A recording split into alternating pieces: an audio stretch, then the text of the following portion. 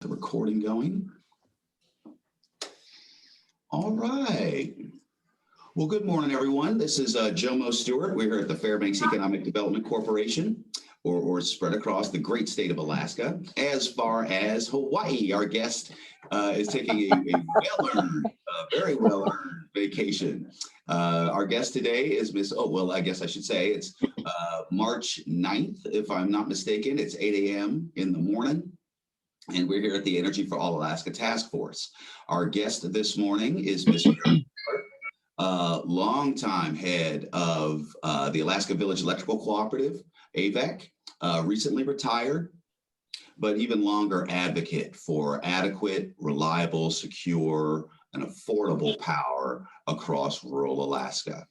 And so here at the, now that she's retired, she's going to give us a presentation regarding rural power. Just a little note regarding the presentation. This is a presentation she recently gave, I believe, to the RCA, Ms. Kohler. Yes. So no slight on our group that it still says RCA. Again, she's recently retired and has been traveling, but again, has been kind enough to make time for us as she has her morning Kona coffee there in beautiful Hawaii. All right, well, ma'am, I will go ahead and pull up the presentation. Thank you. And I did try to modify the PowerPoint, but unfortunately, my tools were not fully loaded in my laptop or my iPad, so I couldn't do that. So here you are. It says December 9th. It's really March 9th. Not much has changed, so we're going to go ahead and try with this. But thank you, Jomo, and thank you, all of you, for joining us this morning. As Jomo said, I have recently retired from Alaska Village Electrical Cooperative, where I had been the CEO since the middle of the year 2000. So it's been almost 21 years over there.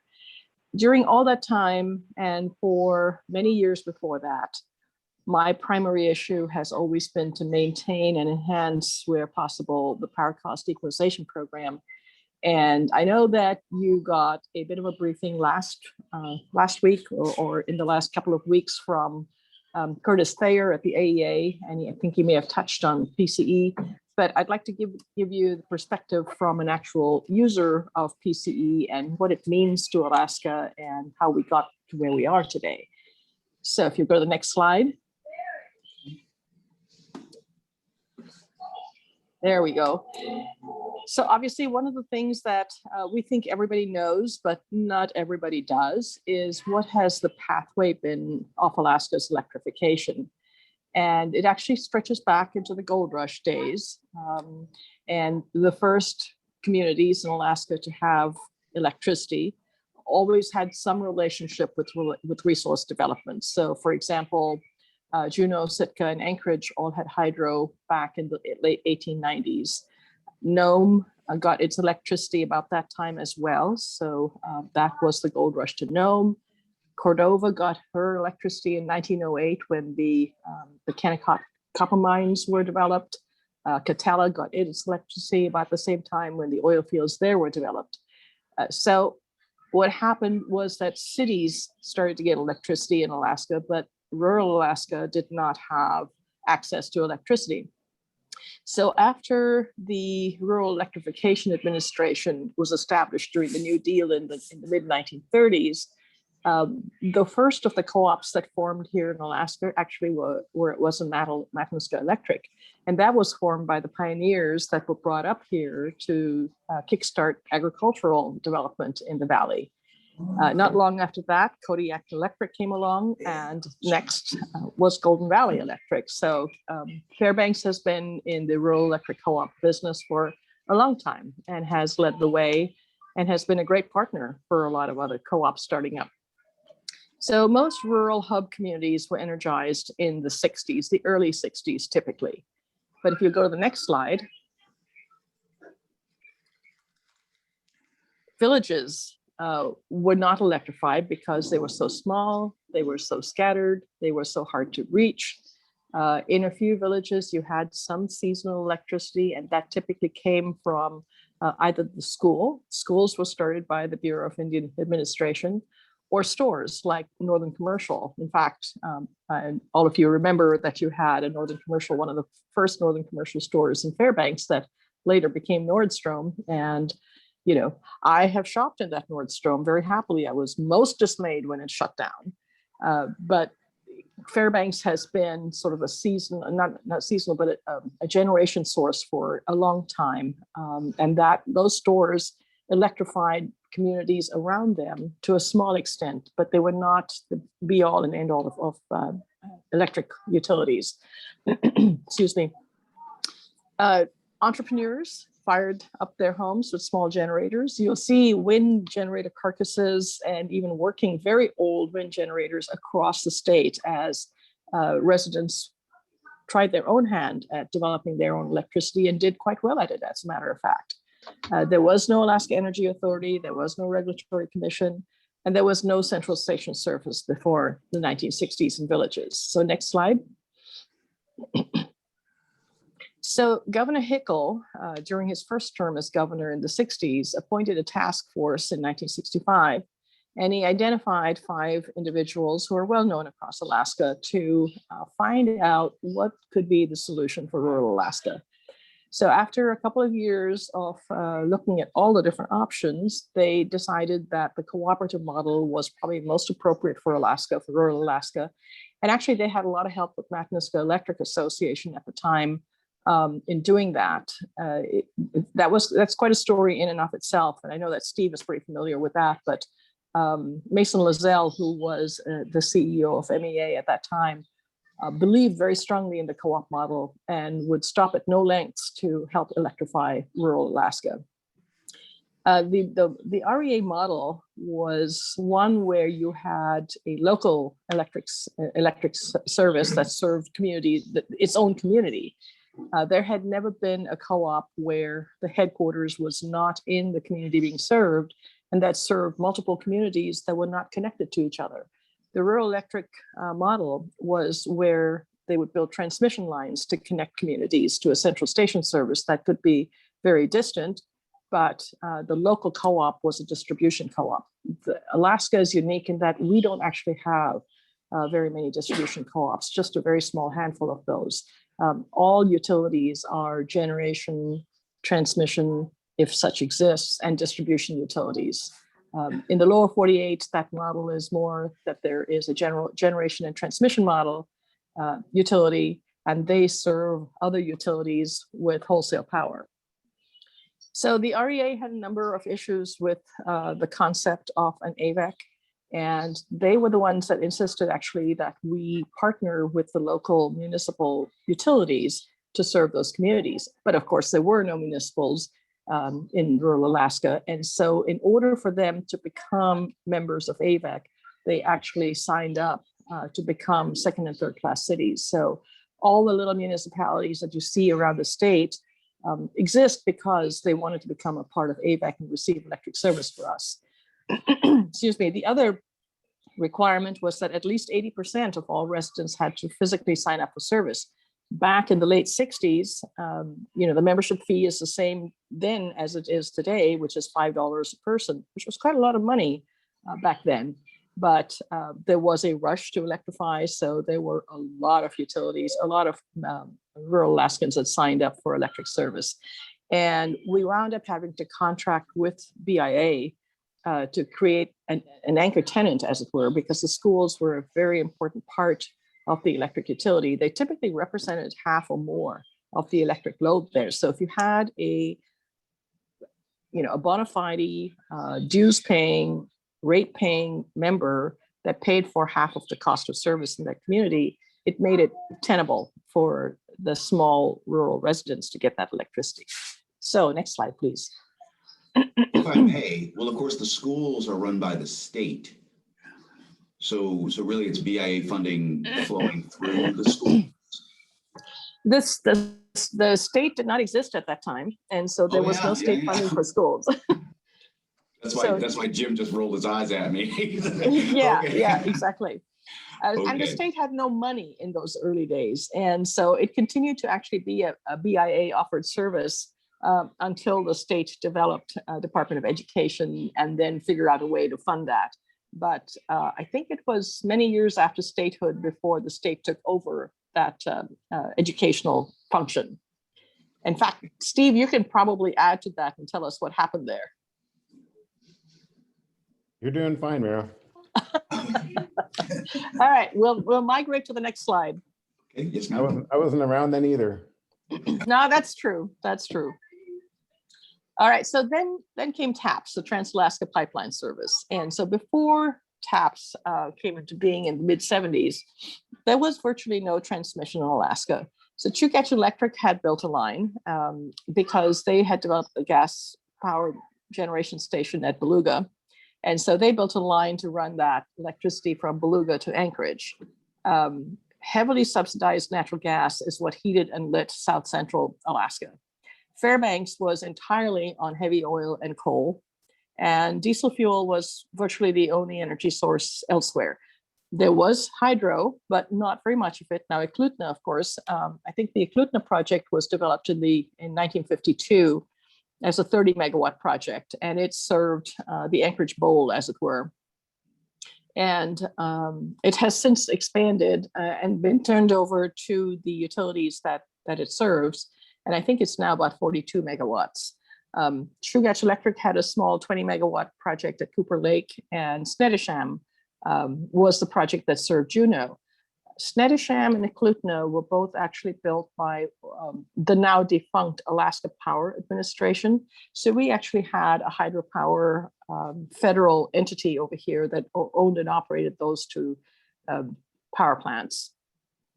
And there were approximately, I figure, 20 megawatts of small projects that were scattered throughout Southeast Alaska where they had a hydro resource. Next slide, please.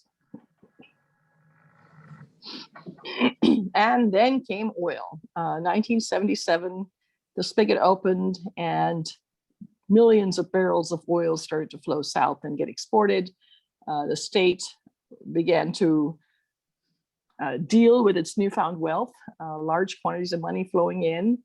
And one of the early projects that they engaged in was building a transmission line to Fairbanks so that Fairbanks could get off of, to some extent at least, off of local heavy fuel and coal, and supplement their energy with electricity from South Central Alaska.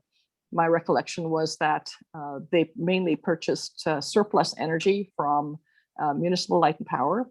And Steve will remember those days very well because he was, I think, the production manager for Fairbanks at that time when that happened.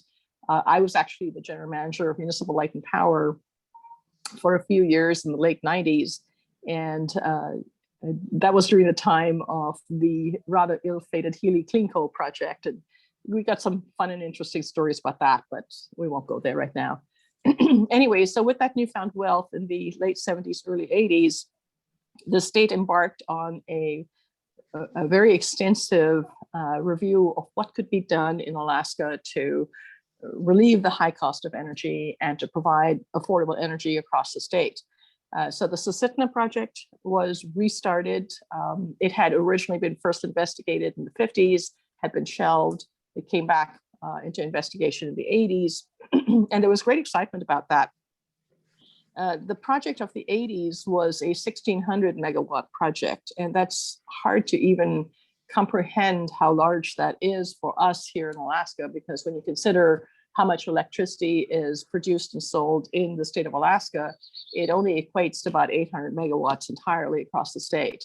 So that 1,600 megawatt project was truly a monumental project that, if it had been developed, could have changed the course of history in Alaska. We could have had most incredible economic development, and so many things could have happened. But the bottom fell out of the project when the cost of oil plummeted. And you'll recall in the mid 80s, 85, 86, when I was living in Cordova at the time, and when we were picking our red salmon out of our gill net, my husband had a gill net fishery, we would count the salmon go, a barrel of oil, 2 barrels of oil, 3 barrels of oil, 4 barrels of oil. Yeah, oil was about $9 a barrel.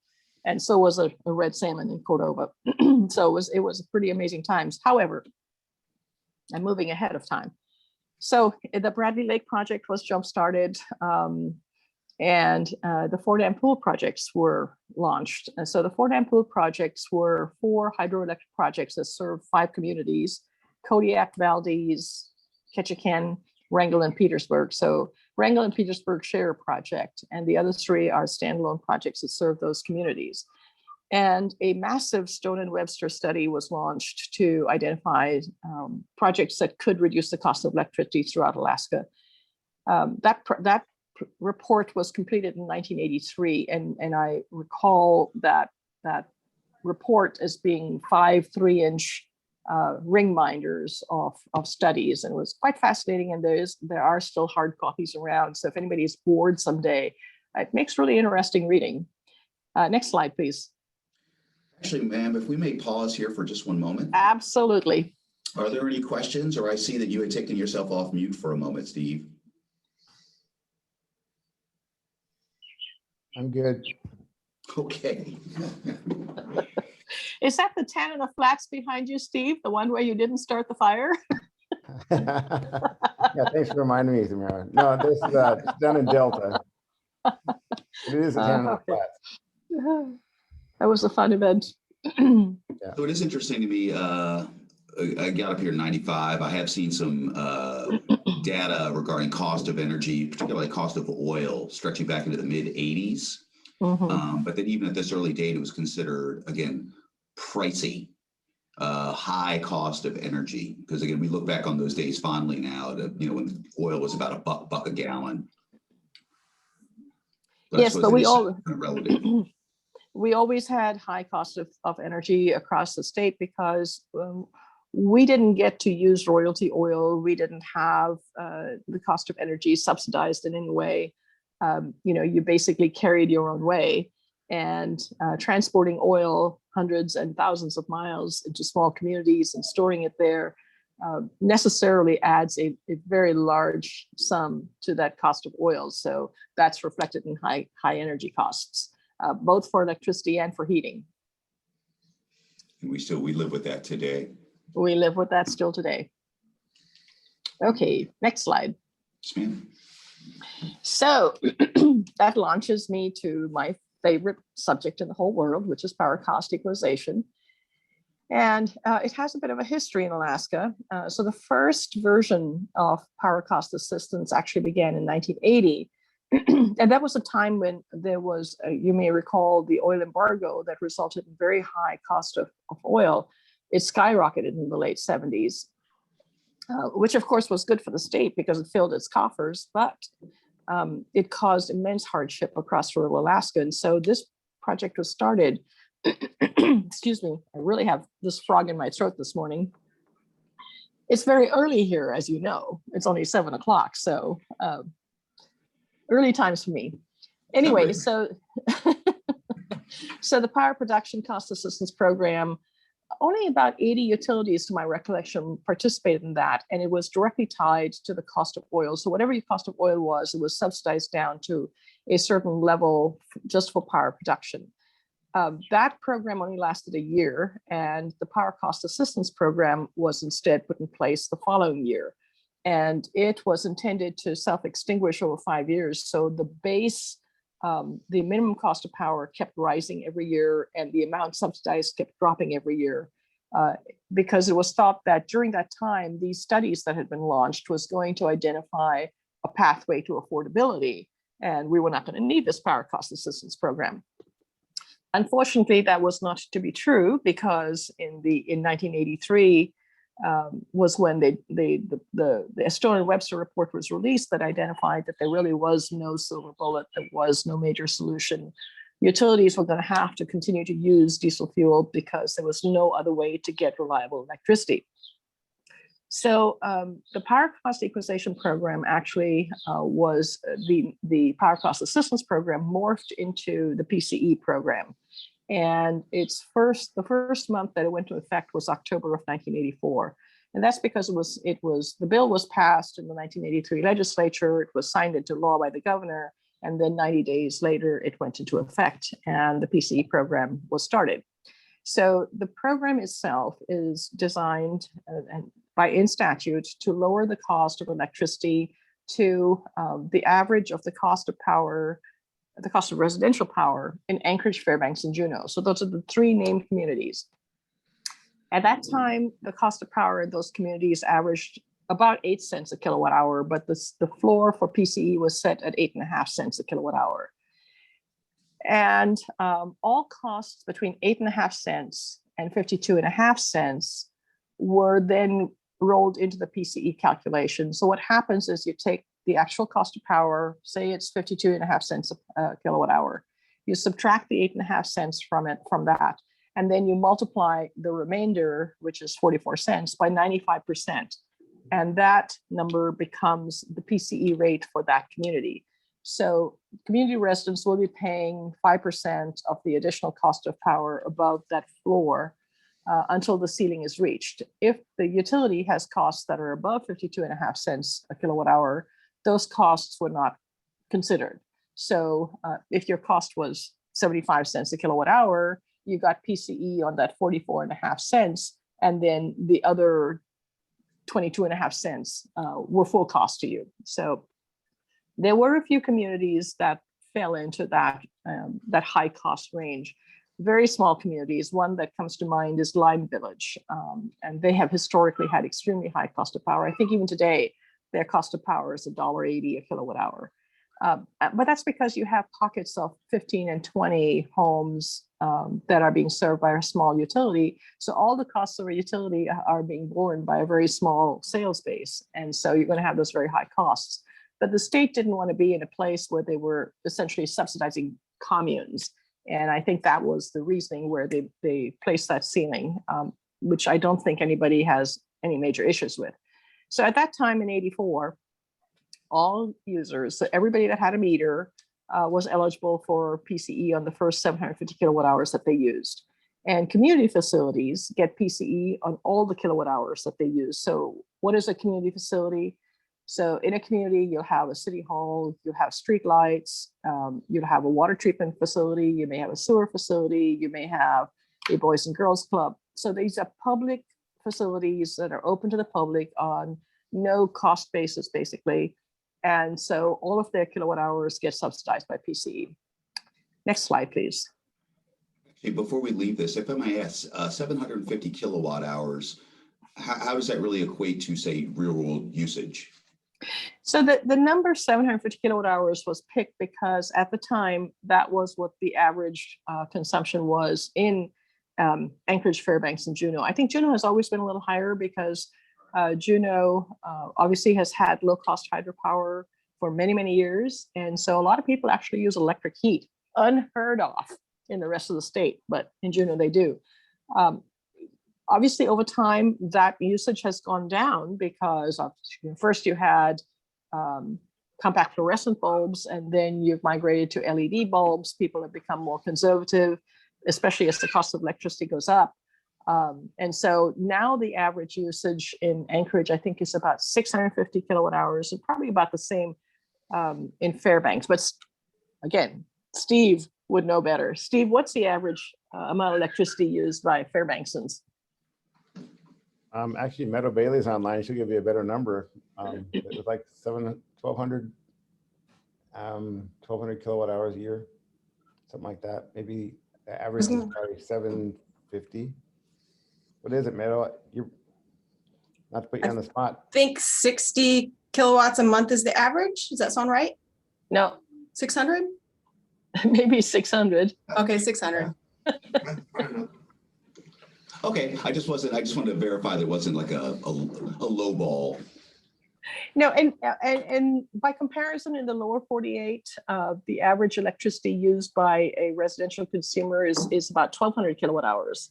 And the reason for that is that most places people use electricity for space heat and cool. And so, and electricity is a lot less expensive. So that's really their only source of energy. So that's just to put a perspective on it. Okay, now we can go to the next slide. Yes, ma'am. Thank you. So a little bit about AVEC itself. Many of you are familiar with AVEC, Alaska Village Electrical Co-op. So we were incorporated in 1967, and the first villages that we served, that we built power systems and distribution systems in were electrified in 68. So imagine that. We built power plants and distribution systems and tank farms very rapidly. So we electrified 3 villages in 68.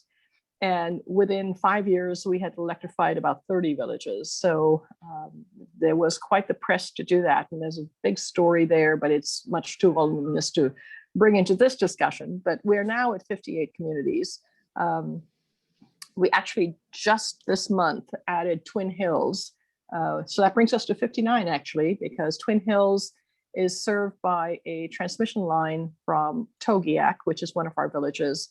And the AEA built that transmission line, and Twin Hills was under a directive from the Regulatory Commission to become a part of AVEC as soon as possible because the utility was in hopelessly poor state. Anyway, so 3 years before that, we added Yakutat. So we have a community now in Southeast. We originally had one of our first villages that we electrified was Angoon in Southeast Alaska. But that was such a successful effort that the other villages around there wanted to do the same, and they wanted to emulate AVEC and create their own co-op there. And so we helped them to establish sort of a communal co-op that was originally the Tlingit-Haida Regional Electrical Authority. And so we gave them Angoon and the associated REA debt that went with that. And then we helped them to build replicas in several other communities. So they now have their own AVEC down in Southeast. It's now called Inside Passage Electric Cooperative because it changed form about 10 years ago. So we serve these 59 villages with 49 power plants. And the total population in those villages that we serve is about 32,000. So about 38% of the entire population served by PCE. We also command about 41% of the total PCE dispersed because we have somewhat larger communities than the average small rural village. So our smallest villages are less than 100 population. We actually have 6, I think, that are under 100, but right now Shagaluk is our smallest, and that's actually in the TCC region. So it's an interior village. And Bethel is our largest. Its population now is about 6,300. And of course, we all know Anchorage is about 300,000. And our population served is about 92% Alaska Native. Next slide, please. So I just did a straight average. That comes up to about 500 people served per, well, actually in the 58 villages, I say 550 folks per power plant. That would be correct. And if you take Bethel out of that picture, it's less than 400 per power plant. So I can see the challenge. It's a challenge. All right. So as we are fond of saying, microgrids are us. You know, microgrids are the, go ahead. No, Jim's just mocking me. Please carry on. I'll mute. Sorry about that. So Alaska is kind of the token child of microgrids. All of our communities operate as microgrids because they're not connected to a larger grid, a transmission grid. They are independent. They're not electrically regulated by another distant location. So we have really, I wouldn't say perfected, but learned the art of microgrids. And in Alaska, we have 70 microgrids that have variable renewables. So those 70 microgrids are about 10% of the world's microgrids. We have 22 communities now that we serve with renewables to some extent. And this slide is actually a little bit outdated in that as much as 40% fuel displacement, that was Shaktoolik, but we actually achieved 49% fuel displacement last year in St. Mary's. And the reason we're able to do that is that we have strayed into larger wind turbines. The wind turbines that we use in our communities have been 100 kilowatt machines that we basically exhausted the supply and eventually bankrupted the manufacturers. So there is no manufacturer of the wind turbines that we have most commonly across our villages. But we have now installed 2 EWT machines. These are machines. You have similar ones in Fairbanks. I believe there are 2 that my craft owns. There are 2 in Kotzebue, there are 2 in Nome, and we have 1 in Bethel and 1 in St. Mary's, and we're getting another one in Stebbins. And we have developed, I wouldn't call it proprietary, but an internal microgrid optimization. It's a quasi-storage system that allows us to get maximum production from these wind turbines. And so we've been able to do extraordinarily well in St. Mary's as a standalone community, and been able to, last year, almost 50% of their electricity came from wind. I think that was a banner year. It's not going to be the same in the future, but we have connected St. Mary's now with Mountain Village, and Mountain Village is also using wind energy from St. Mary's. So I'm excited to see what happens in the next year with those 2 communities with that wind project. And so you'll be hearing more about that in the future. So next slide. Actually, if we can loiter here just 1 moment, I would think we might have some questions. Do we have You any? betcha. Okay. Well, that's actually that's a sizable percentage, but okay, so 22 communities with wind and solar supplement. Okay. Right, and primarily wind. We have very small solar farms, but we are partnering with the Northwest Arctic Borough. So that's up in Kotzebue, and we serve 8 of the 11 villages in that region, in the Nano region. And the Northwest Arctic Borough is pretty aggressive about trying to get large-scale solar in their communities. And they can do that because they have resources. They have the Red Dog Mine, that spins off some support for some of their community projects. And they've been successful in building some pretty innovative projects up there. So we're going to be working with them on a 225 kilowatt project in Shungnak, which will serve Shungnak and Kobuk. And I will tell you that right now, the combined average load in Shungnak and Kobuk is about 80 kilowatts. So a 225 kilowatt solar project is going to be quite interesting to see how that goes. Obviously, there's a battery associated with it. So following in the footsteps of Fairbanks's BESS, we will have a BESS up in Shungnak that hopefully is going to allow us to optimize that solar. And Steve, this is something you're going to be really intrigued by. So get in touch with me offline, and we can chat about it and see what we can learn from each other. Next slide. Actually, if I may just ask 1 more question. Sure. So I noticed again, we do have hydro, again, pretty substantial down along the coast. Is the reason there's not any or as much hydro out in the western communities is just a function of geography? It is a function of geography based on high lakes running down. Yes, and it's also an issue of distance. I know that there is a potential hydro project in the Bethel region, but it's something like 30 miles away, and it's a very small project. If it's developed, it's going to be somewhere in the region of 2 or 3 megawatts, and the cost to transport that electricity to an end location makes it uncompetitive. And the cost of hydro development is so massive. So a few years ago, you may recall that there was a project proposed. It was the Chikuminik project. So a hydro project in the Wood-Tikchik system. The Wood-Tikchik system is in Bristol Bay. And this project was proposed because it was conceived that a dam on the Chikuminik River, a hydro project, could generate as much as 25 megawatts of power. And if that power could be transmitted back to Bethel and the Donlin mine, it could help with energy there. But it was almost 200-mile transmission line, and the cost of a transmission system and a hydro system was in the hundreds of millions of dollars, and it was economically unfeasible. We're trying to develop a hydro project in Old Harbor. Old Harbor is on Kodiak Island, so they actually have a very good hydro resource. This would be a very small project. We have a FERC license for it. It took us years and a couple of $1 million to get that FERC license, but it would cost about $10 million to develop this project, and it would be about a 225 kilowatt project. So the cost of these projects is just enormous.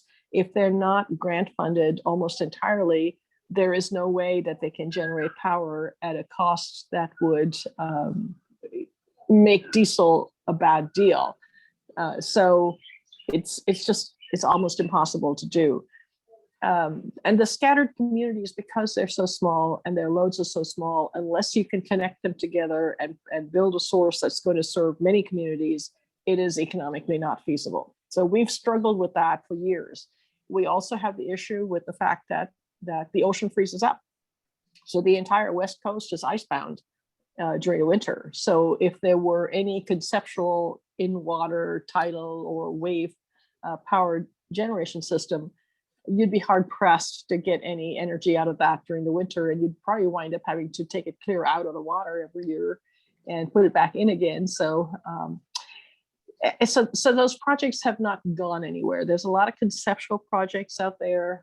We're hoping to be able to develop wave energy in Yakutat, but most of our communities are not accessible to hydro, and it's not practical or economically feasible. We are stuck with where we're at.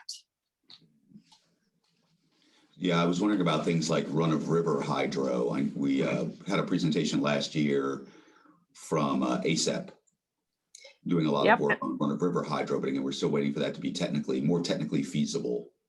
And the challenge with that has always been that the rivers that we would be looking at are rivers like the Yukon River and the Kuskokwim River. And there is an incredible amount of debris in those rivers, and it's at all levels of the water column.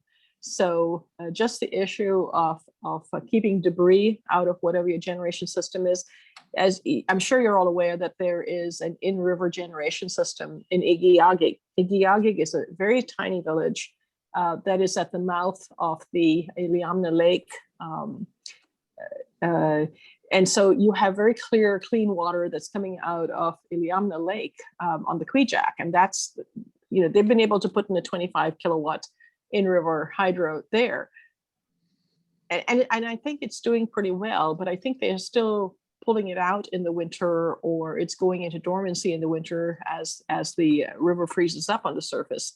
So, I think there's a future for it in some parts of Alaska. I just don't know that it's a future concept in Western Alaska.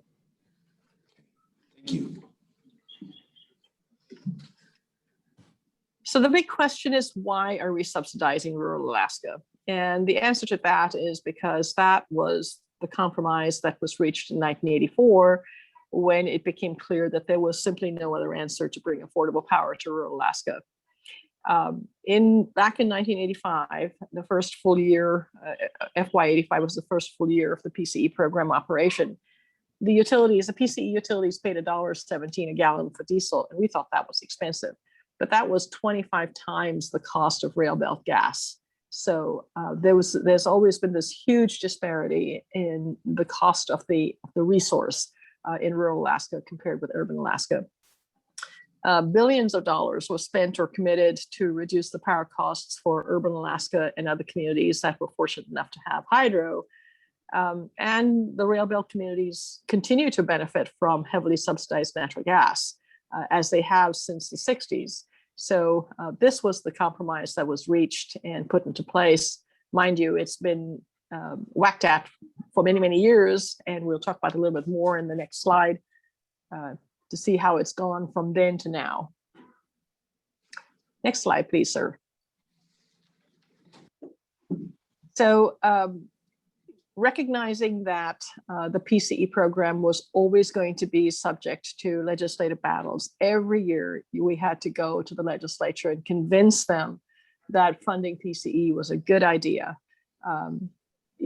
As you can see, there were 15 consecutive years between 92 and 07 when PCE was underfunded. So not only was the PCE program dramatically changed, remember that 750 kilowatt hours per person? Well, it's now 500 kilowatt hours, and it's not per meter. It's only 1 meter per individual residential consumer. All non-residential meters were taken out of the program, disallowed from receiving PCE. All commercial facilities no longer receive PCE. So the program itself has been reduced by more than 40% over those years. But we have tried over the years to get an endowment fund established so that it could feed into PCE and take the battle off of the general fund. So the endowment fund was established in 2000. And at that time, it was first funded with 2 pockets. The first was $100 million out of the CBR, the Constitutional Budget Reserve. And then the proceeds from the sale of the 4 dam pool hydro projects. So it was determined that those hydro projects were going to be sold back to the communities that were receiving the power. And the following year, that gleaned $84 million that went into the endowment fund. I will point out that $84 million, was actually about $70 million was from the actual sale of the projects, and then the other $14 million was from the set aside that had been developed for major renewals and replacements for the projects. That was about 20 cents on the dollar for what it cost to actually build those projects a few years earlier. So it was a heavy subsidy that took place at that time. And then there were 2 additional deposits into the endowment fund. There was $182.7 million that actually Governor Murkowski in his appropriated in FY07, and that again was one of those quid pro quo compromises between urban and rural Alaska. And then a final deposit of $400 million came in FY12. So because of the way that the endowment fund spins off earnings to pay for PCE, it wasn't until FY14 or FY15, I think it was, when the endowment fund fully funded PCE. So PCE has been funded out of the endowment fund since FY15, partially funded for several years before that, but fully funded since FY15. So it's no longer a burden on the generation fund, on the general fund. When I put the slide together, I put in the value of the endowment fund at October 31st of last year, and it was a little over $1 billion. I think it's still right about that same number, maybe slightly less right now.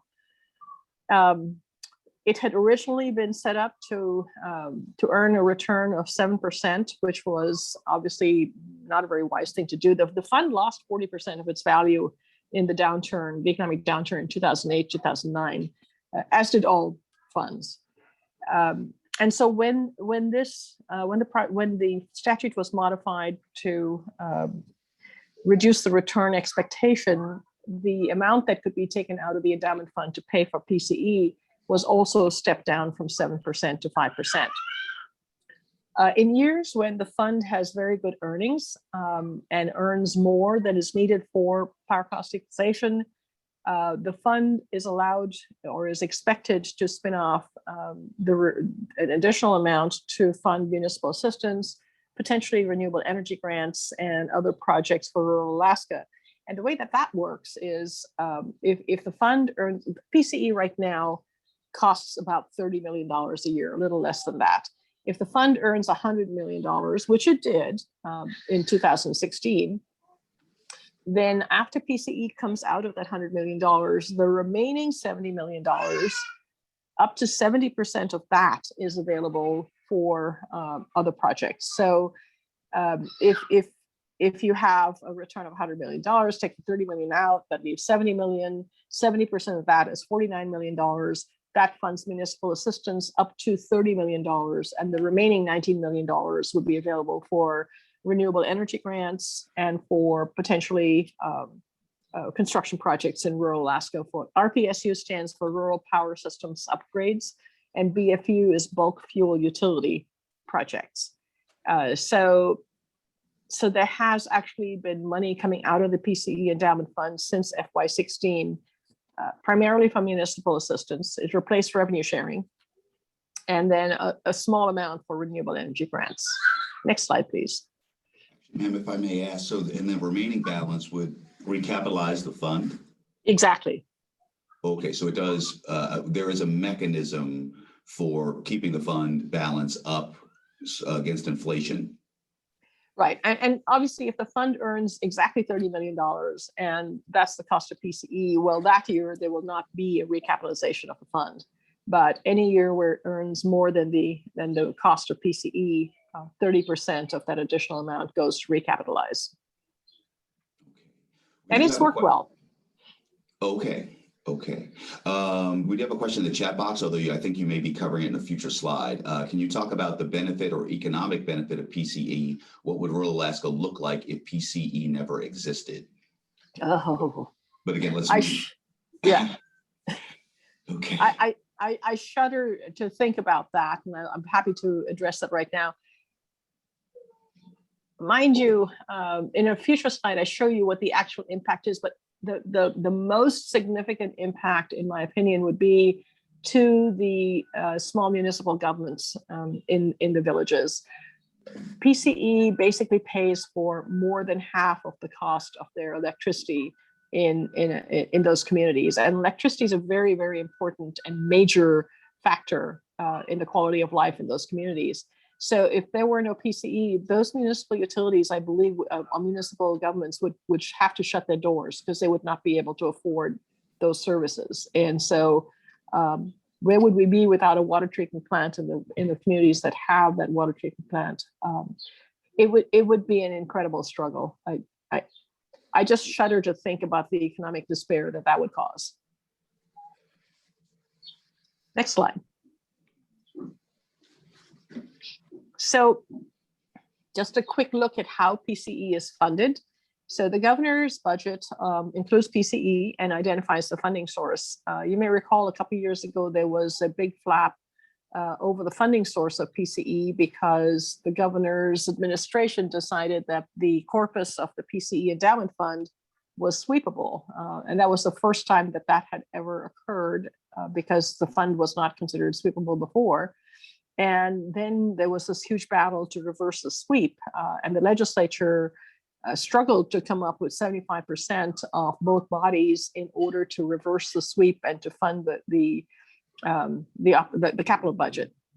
And eventually, they were successful in doing that, but it was not until I think late August that occurred, and several utilities were forced to not post the PCE credit on their customers' bills. It was an ugly flap. Anyway, hopefully that'll never happen again, but it could happen. Anyway, so the funding source is identified. Until 2014, it was entirely or mostly general funds. The legislature, of course, decides on the final amount and the source of those funds. And if the appropriation that the legislature makes is less than what's needed for PCE, then the Regulatory Commission automatically prorates the PCE rates so that the amount of funds that's available matches what's going to be spent. And as I point out, between 1992 and 2007, PCE was prorated every year. There were times when the amount of PCE that we credited to our customers' bills was about 67% or less of what it should have been. So the endowment fund was established to replace the general fund, and there have been no draws on the general fund since FY14. So since FY08, PCE has cost $395 million, and of that, $320 million came from the endowment fund. Next slide. So the mechanics, who's eligible for PCE? A community must have received 3/4 of their power in 1983 from diesel in order for them to be eligible for PCE. So the utility puts together its detailed cost operational data and submits that to the Regulatory Commission. The Regulatory Commission determines what the eligible costs are, and they compute the PCE rate. So the utility bills the customers under their normal tariff. And then when it comes time to print out the bill, the PCE credit is applied to the bill, and the consumer is responsible to pay that bill after the PCE credit. After the billing is complete, the utility bills the state, the Alaska Energy Authority, for all the PCE that was credited. And you have to submit detailed billing records so that the AEA can go over them to make sure that PCE is being appropriately distributed.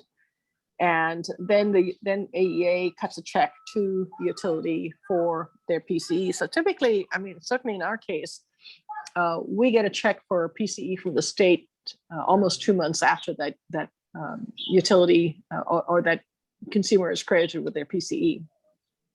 So we are required to update our fuel cost regularly. So as soon as our fuel cost changes, we submit that to the RCA, and the RCA recalculates the PCE rate.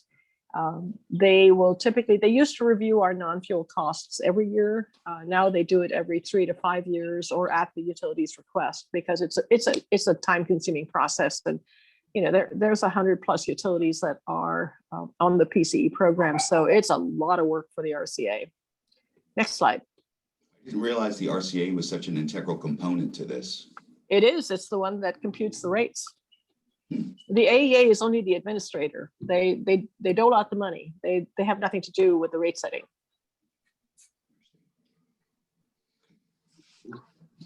So what has happened between 1985 and 2020? That's 35 years, and there's been a lot of changes. And so I just want to highlight what those changes are. So since 1985, the floor, which was 8.5 cents, has gone up 143%. It's now 20.63 cents. And I'm sure that's a fairly familiar number to you, because that's about pretty close to what Fairbanks's electric residential rate is. It's interesting because back in the day in 1985, all 3 communities, Anchorage, Fairbanks, and Juneau, had more or less similar rates. And now Juneau is by far the lowest. I think Juneau is still only about 12 cents a kilowatt hour. And Anchorage and Fairbanks are both way up there. But of course, since Juneau is much smaller in terms of residential sales, it doesn't make much of an impact on that floor.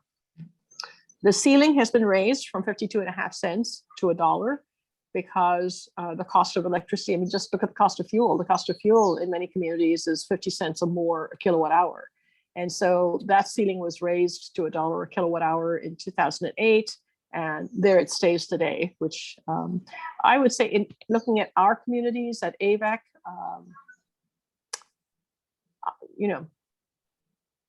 more than half of our communities are at or above 52.5 cents, typically right about 52 cents. But we do have some villages where it's 60 and even 70 cents a kilowatt hour. For example, we have a couple of villages where we have to fly in fuel. Yes, expensive electricity there. So the eligible electricity has been reduced from 750 to 500 kilowatt hours. Commercial customers no longer get PCE. Fuel cost is up, actually only a fairly modest 127%, but efficiency is up dramatically. So back in 85, the fuel cost per kilowatt hour was 10.3 cents a kilowatt hour. Last year, or the year before last, actually, because that was the last full year that AEA hasn't released their most recent report, it's now a little over 19 cents a kilowatt hour.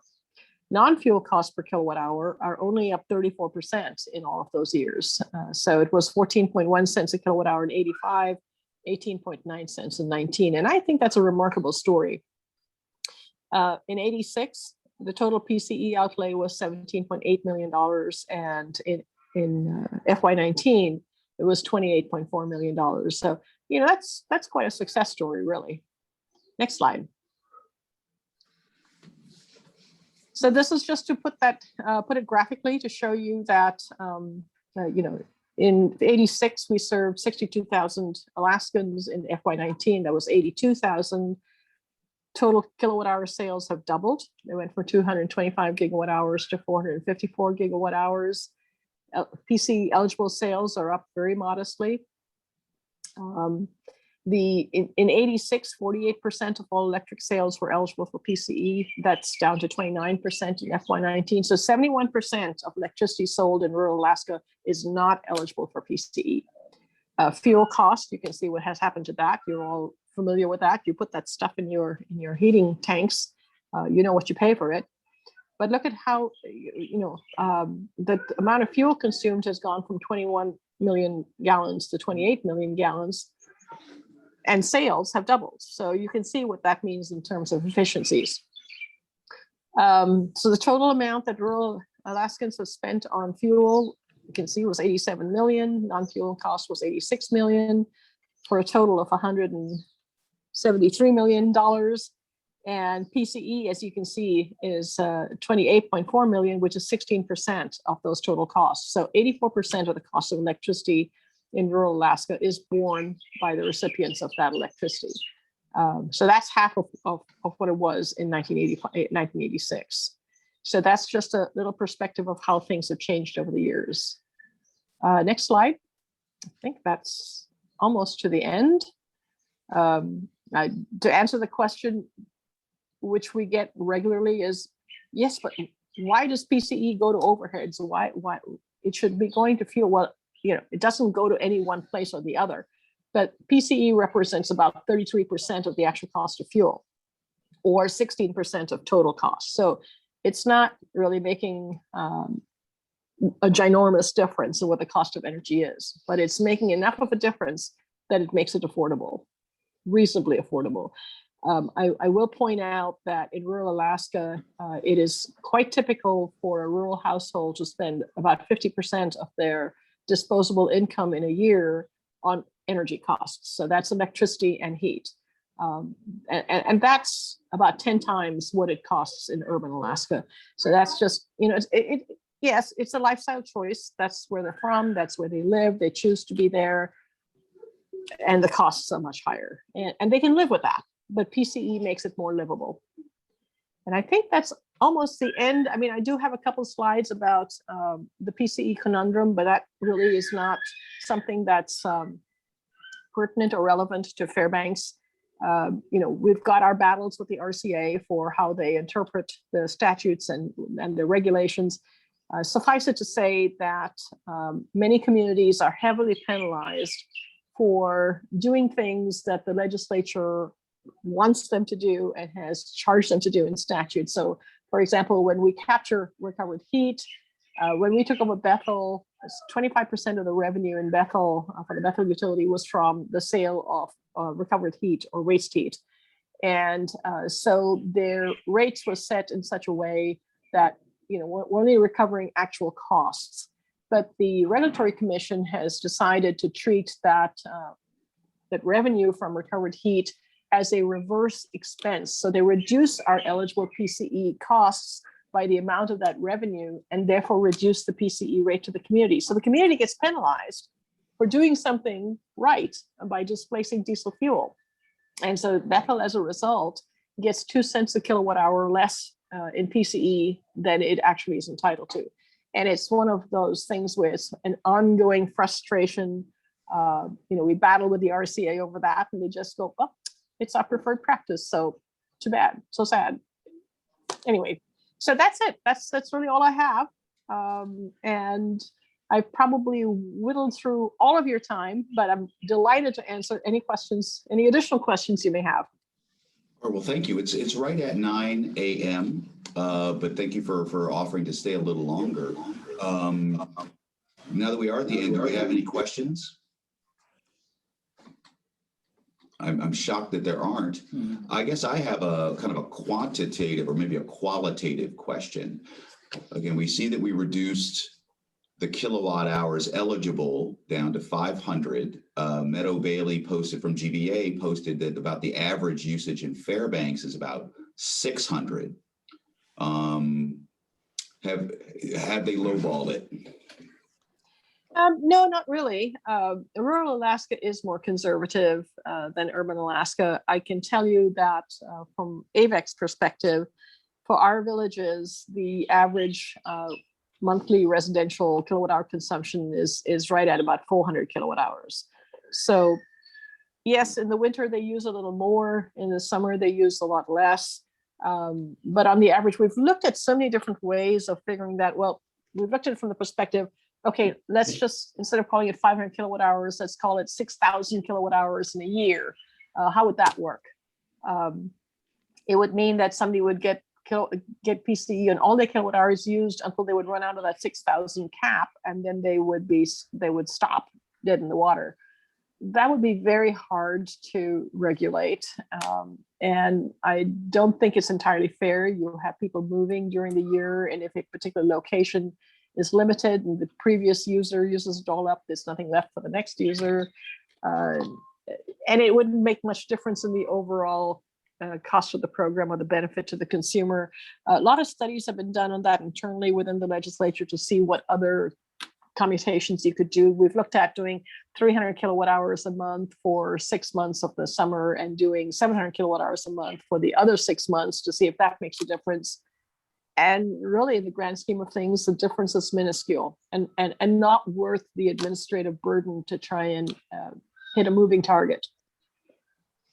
So no, I don't think it's a low ball. I think it's so far it works. Okay. Mr. Hagginson, I see you've come off mute. Yeah, first off, I want to thank you, Meera. Good job. It's always good to hear you talk about your favorite topics there. But so I do have a question, maybe an observation first. One of the biggest challenges to renewable energy out in rural Alaska is the PCE. And people don't really, I don't think they really realize that. But if you had 40-cent power in a rural Alaska area and somebody says, well, I can get your power down to 20 cents, and PCE already subsidizes it down to 15, there's really no benefit going to the bill's not going to change at all. So that's a challenge that just those are random numbers, by the way, but yeah, but it's not to interrupt, Steve, but it's I have to drag you back to the point that less than 30% of the electricity that's sold is eligible for PCE. It's the other 70% that we aim for. That's why we work so hard on renewables, because we can reduce the cost of power there. So for example, one of the exercises that we go through is we collect all costs associated with our renewable energy in order to determine what those costs are and how to fairly allocate them. And our cost for wind generation is about 7 cents a kilowatt hour. And that is, the amortization of the cost of the projects. Most of the cost of the project is grant funded. That number would be much higher if it was not grant funded. But all the maintenance is collected that way. And what it displaces, so the cost is 7 cents, and it displaces about 20 to 25 cents a kilowatt hour in terms of fuel. Yes, the residential user that's getting PCE sees very little change. The bill will go down because your fuel charge is going to go down, and the PCE rate doesn't go down as much as the fuel charge goes down. So there's a small impact there. But the true impact is to all those kilowatt hours over that 500 kilowatt hour limit, and all those commercial users. For us, that is a driving mechanism, is to want to reduce the cost of power for everything that's not eligible for PCE. So the people that make the decisions about renewables are not the residential consumer, it's the utility, and the utility is looking at that 70% of power. We've invested millions of dollars in renewables for just that reason. thanks.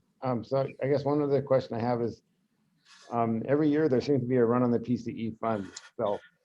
And are there any acceptable solutions out there for rural Alaska, other than just giving the money to the state and let them trying to replace your power plants or do whatever they're going to spend it on? I don't know.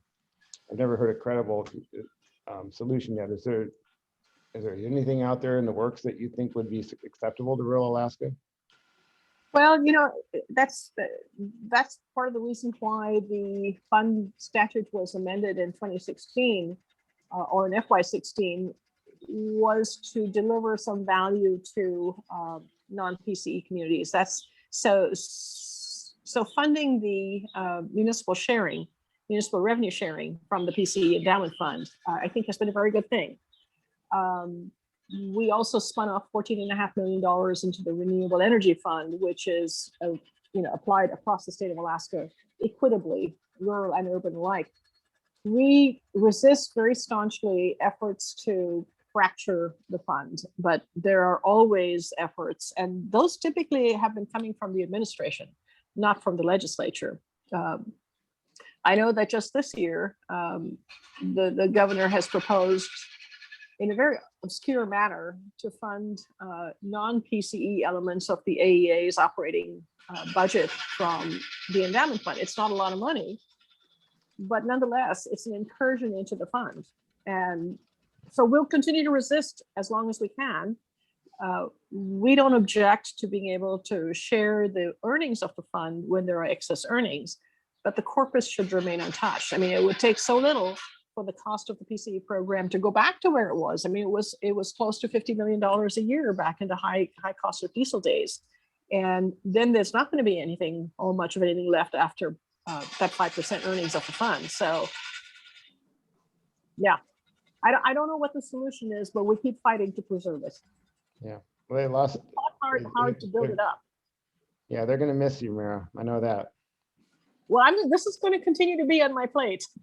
I promise I'm going to continue to do PCE as long as I can still breathe. Good. One other question before, and I'll turn it over to Dr. Jomo, but are your contacts still the same? Your old phone numbers, like your cell numbers? Yes. Okay. I don't. My desk phone will now ring on, and Bill Stam will answer it. But my cell phone and my email are the same. Okay. Good. And it's nice to see you, Steve. You look absolutely unchanged. Yeah. I wish I was in Hawaii like you were. Mr. Well, Soley, somebody I has to see do you've it. taken yourself off mute. Do you have a question? I do. Just a quick one first. Thank you, Meera. Rick Soley here. Thanks for a really thorough and interesting historic review of just rural energy and the PCE program. You made one comment that I think I know an answer to, but I want to hear your perspective on it. You said natural gas in the rail belt's heavily subsidized. Could you just add some color to that? So back in the day, I do know that the royalties that were charged for gas development in the Beluga Basin were more or less eliminated. I know that they're still lower than the 12.5% that is mandated for other parts of the state, but you also have the heavily subsidized production subsidies that are given to the developers. I don't know how many of you remember there was a task force that the Anchorage Chamber of Commerce put together about 15 years or so ago, and it was called Hope is Not a Strategy. And at that time, what was happening was that the basin was depleting rapidly. There was gas contracts were hard to come by. They were getting more expensive. And the conclusion there was that South Central Alaska is going to run out of its gas resource. It's going to have to replace that with LNG or some other imported gas. And that was when the state enacted its developer subsidies to encourage the development of new sources of gas in the basin.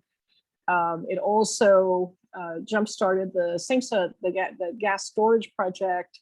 Hundreds of millions of dollars have been invested in programs to shore up the gas supply to South Central Alaska.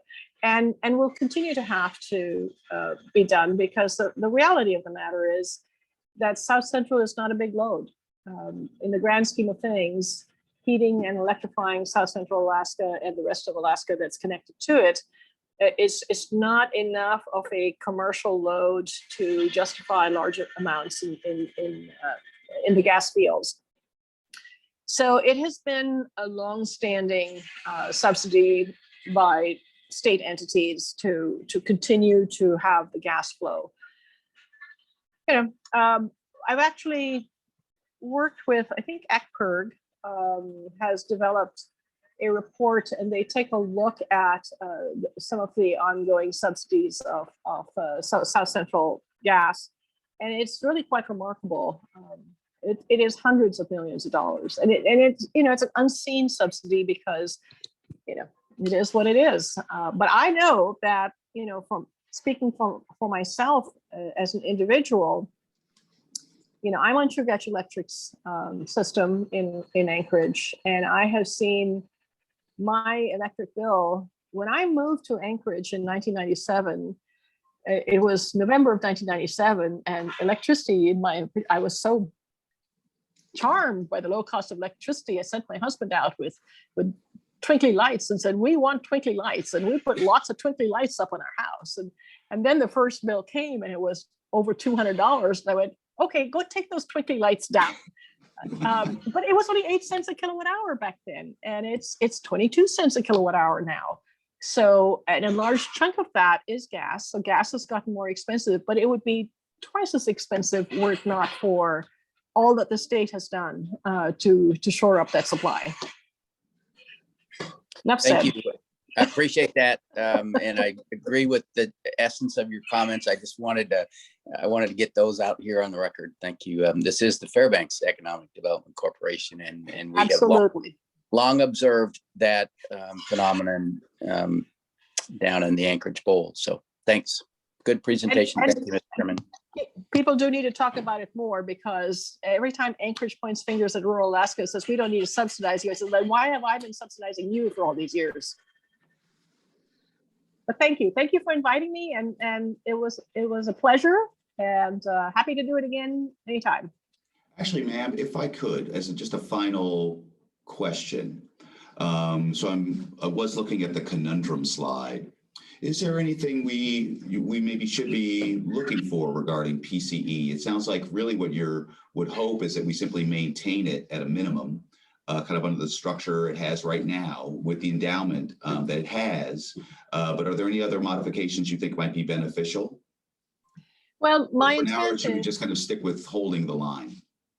well, I think we need to hold the line, but my intent is to convince the Regulatory Commission that they need to open a regulatory docket to take a hard look at how they interpret the statute. They've strayed a long ways, in my opinion, from the original statute, and I would like to see them meander back in the correct direction. So that the full benefits of the program accrue to the ratepayer. Right. Okay. And other initiatives they might take, again, to reduce power and costs to the ratepayer. Absolutely. Well, ma'am, thank you so very much. I'm looking at the boss. He's just looking at me, so I guess we have no further questions. Again, Meera, thank you so much. Thank you for your years of service, but also for staying engaged. You're an invaluable resource, and so I'm glad you're going to stay in the game to keep working for communities. Again, I remember when I lived in Anchorage for a year, working for Kevin Meyer, having a conversation with some friends. The price of gas had been going up, and my buddy was complaining about his energy bills. And I was like, buddy, I have 100,000 friends and neighbors would love to feel your pain. Exactly. But we're just the middle step between, again, the benefits they accrue down in Anchorage and what they have to go through in more farther flung locations. So we understand, even if we don't have a full understanding. So much appreciated. All right, everybody. My pleasure. So we're going to be sticking with the electric as we move through next week. So our guest right now is scheduled to be Mr. John Burns. There's Russ. Yes, I see Ross. Mr. John Burns to give us our GBEA update. All right. So everybody just have yourselves a great week. Thank you so much, as always. And yeah, we'll see you next week. Thanks, guys. It was a pleasure. Hey, Ross, do you mind hanging out for a second?